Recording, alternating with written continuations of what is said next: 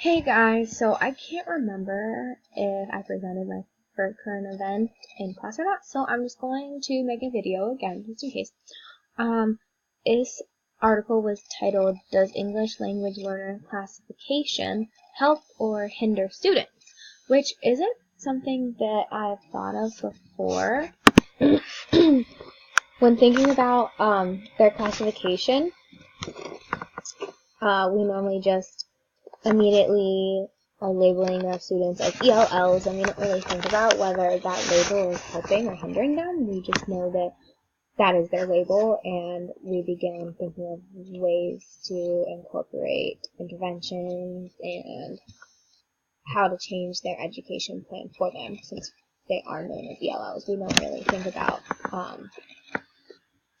the debate on whether it would help or hinder them or not. So this article really stood out to me, and it was by Clay Mitchell.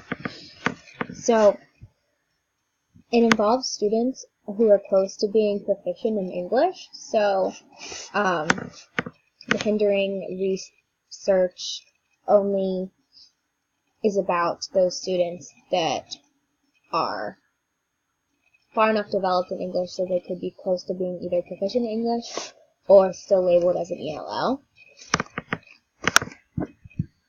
One side of the debate and one side of the research is on Shin's research. Shin's research shows that there is significant positive effect on academic achievement when they are labeled as ELLs, because they are receiving those additional supports, either within their language, like IEPs, or just from having that opportunity to be in a pull-out system or a push-in system and having those adaptations provided. Her results showed higher achievement in language arts and mathematics state testing. Her results also came from California, and she used it to compare the academic performance between kindergarten through grade 10. Her research also proved that ELLs performed better on the state test in elementary school, and then the advantage decreased in middle and high school, and she listed that this was due to the reclassification of students in 5th grade. So while they were labeled ELL students prior to 5th grade, in 5th grade, they oftentimes were reclassified as proficient in English, therefore losing their ELL support services, and with that happening, their advantages in their test scores kind of leveled out and the advantage decreased. Not necessarily saying that they dropped below average, but just the advantage went away. And then that in turn had both groups receiving the same sort of instruction services. Then on the other hand of the argument, Shin's research conflict with the 2016 research from Lana Umansky, who was an assistant professor in the University of Oregon's College of Education. She also conducted the research in the urban districts in California, and Umansky's ELL scored lower on math and ELA tests. Umansky then blamed the classification, which she believed in turn caused lower teacher expectations and put a social stigma on the students with that ELL status, while Shin believed that the social stigma motivated ELLs, urging them to catch up with their peers so that they could drop the label as soon as possible. So,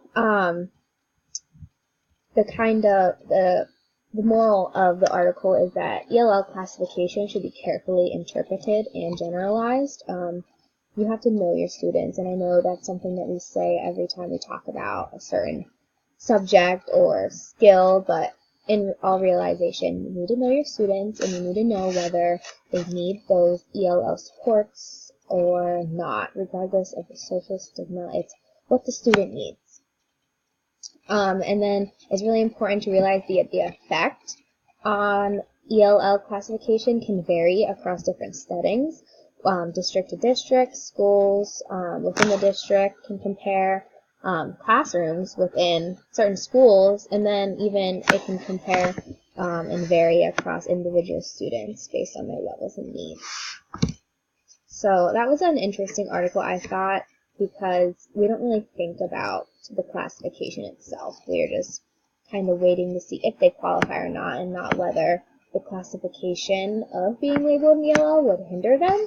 And I think Umonsky brought an interesting point that maybe the social stigma is kind of damaging to their social adaptations, or maybe just their kind of drive to want to learn the English language. So that's something that we need to put into perspective. But overall, you need to know what your student needs and to just make that overall choice, because you are the one making that choice for all the students.